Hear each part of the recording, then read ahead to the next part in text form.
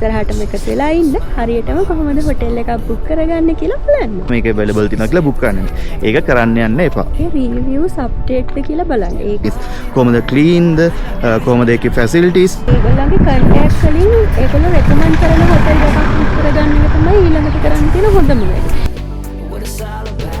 Hello good morning. ඔන්න අද අපි ඇවිල්ලා තියෙන දැන් කන්දේල ජලාශිකාවට වෙන්ට.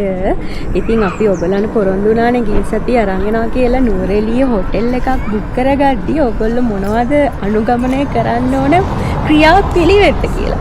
ඔන්න ස්කෑම් වීඩියෝ එක දැම්මට පස්සේ අද අරන් එන්නේ ඒ වීඩියෝ එක. එහෙනම් ඉස්සරහටම එකතු වෙලා ඉන්න හරියටම කොහොමද හොටෙල් එකක් බුක් කරගන්නේ කියලා බලන්න.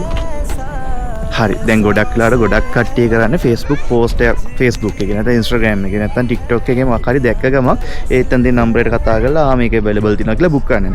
ඒක කරන්න යන්න එපා. මුලින්ම ඔයගොල්ලෝ කරන්න ඕනේ Facebook post එකක් වගේ දෙයක් දැක්කොත් ඒ දාලා තියෙන account එක තියෙනවනේ. ඒකට ගිහිල්ලා බලන්න ඒකේ consistency ඒකේ මේ කබාන එක ගැන හරි මේ විලා එක ගැන හරි නැත්නම් මේ hotel room එක ගැන හරි videos නැත්නම් post දාලා තියෙනවද කියලා. ඒක බලන්න ඒ post වලට වැටලා තියෙන comments. ඒවා මේ එහෙම comments වැටලා තියෙනවා ගොඩක් වෙලාවට ඒකින් ඔයාලට අයිඩියා එකක් ගන්න පුළුවන් මේ හොටෙල් රූම් එක හරියටම තියෙන හොඳ අප්ඩේට් රූම් එකක්ද කියලා. ඒක තමයි අපේ ටිප් නම්බර් 1. ඔන්න අපි දෙන දෙවෙනි ටිප් එක තමයි ඔයගොල්ලෝ Google Map එකේ බලලා මොකක් හරි තැනක් බුක් කරගන්නවා නම් අනිවාර්යයෙන්ම ඒකේ reviews updateද කියලා බලන්න. ඒකට කට්ටිය දීලා තියෙන comments මොන වගේද? ඒගොල්ලෝ දාලා තියෙන rank එක මොන වගේද?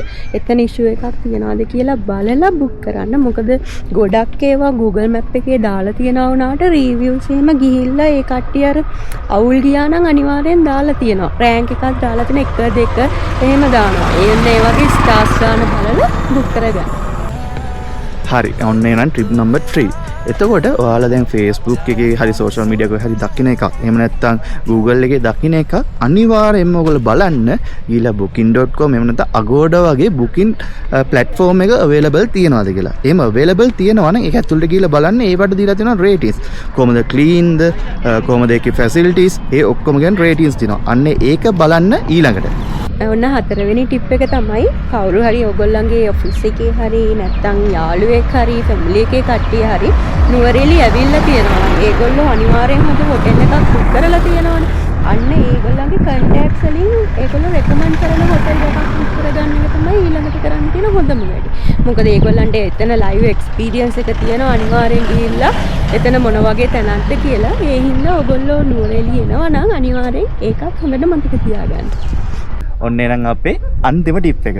හරි. ඔය කොයි විදියට ඔයගොල්ලෝ හොටෙල් එකක් බුක් කරාද අපි ඔයගලන්ට රෙකමන්ඩ් කරන ඒ වගේම හොඳම විදිය තමයි අපේ යමුකෝ මචං YouTube channel එකේ අපි දාලා තියෙන reviews වලින් එක හොටෙල් එකක් තෝරගන්න එක.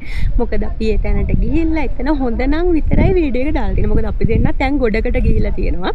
හරි නැති තැන් තියෙනවා. අපිටත් ඔන්න ඔය වගේ ස්කෑම් වලට අපිත් ඔය ඔක්කොටම අහු වෙලා තියෙනවා. ඉතින් ඒ හින්දා තමයි මේ වීඩියෝ දෙකම කරලා තියෙන්නේ.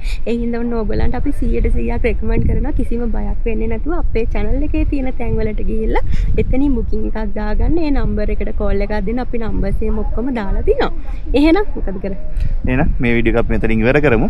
තවත් ලස්සන වීඩියෝ එකක් ඊළඟ සතිය අරන් එන බලාපොරොත්තු වෙන්න. එහෙනම් අදට අපි ගිහිල්ලා එන්නම්. මතක ඇතුව පළලා තියෙන subscribe button එක click කරලා අපේ family එකත් එක්ක join වෙන්න මේ වගේ videos දිගටම බලන්න. එහෙනම් අපි ගිහින් එන්නම්.